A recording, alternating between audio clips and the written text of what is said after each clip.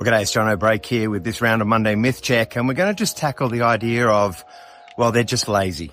But what I want to do is just sort of unpack that at the moment. I often hear this from my clients and from people, like something doesn't get done to their standard, or somebody seems a bit slow, somebody seems a bit tired, or they can't be bothered doing something. We just say, oh, they're just lazy. One of the things is, as I was cutting my teeth as a coach, I got a chance to work with a lot of long-term unemployed people with some real identity and some real self-confidence issues and things like that. And I started to change and reframe my view of laziness. Now, it doesn't excuse poor behavior or slack behavior or cutting corners or anything like that. I'm not trying to excuse that right now. So let's get that out of the way first. And what I want to propose is that laziness is often masquerading underneath the guise of emotional exhaustion. And this is what I discovered with some of these people. I see it in business leaders today too, when they just give up. When they're just tired, like they've been beat down so many times, they kind of get to a place of what's the point, right? And so if we just call someone lazy, or we just say it's just laziness, then the problem we're going to have is we never give the opportunity for that person to get out of there. So let's talk about the usual 3 things and an action, okay?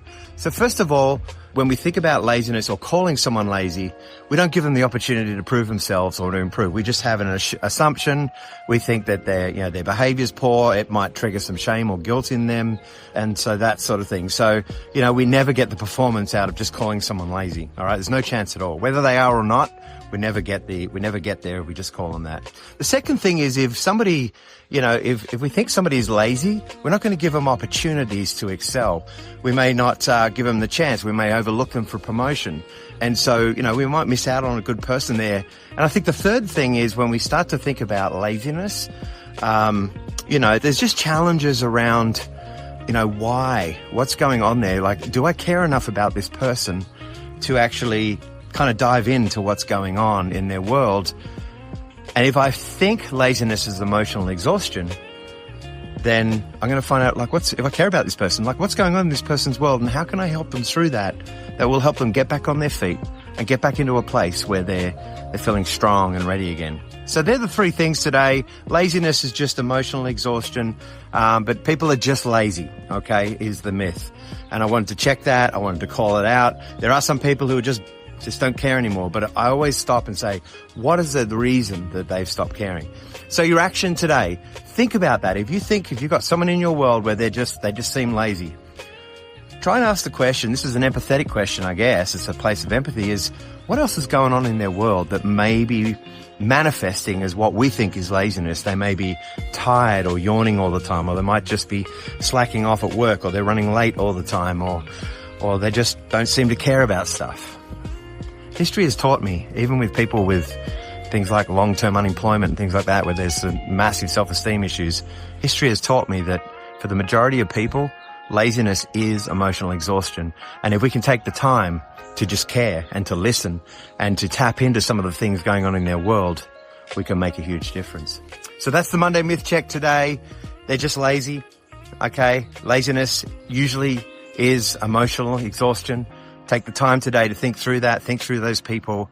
As always, I'm Jono Break. Enjoy the journey.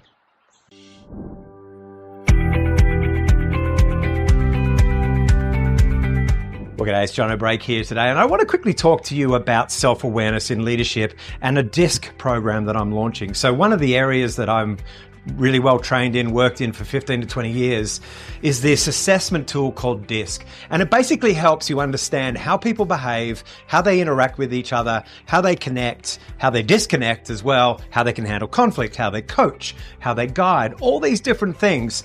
But at the end of the day, it comes from this really important premise that the most important thing in a great leader is an understanding of their own space, their own disposition, their self-awareness. So this DISC workshop is designed to be a simple multi-video process where you can unpack DISC and you can look at it in terms of your own space. You'll do an assessment, so you'll know what your assessment is, and then you go through the videos and you can then book a 15 to 20 minute session with me at the end if you want to.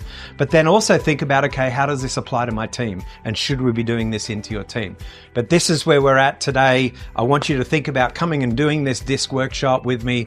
It's all online, so you can do it at your own pace, and then we can chat at the end. Hope you're enjoying the journey. I'm looking forward to seeing you on my DISC workshop.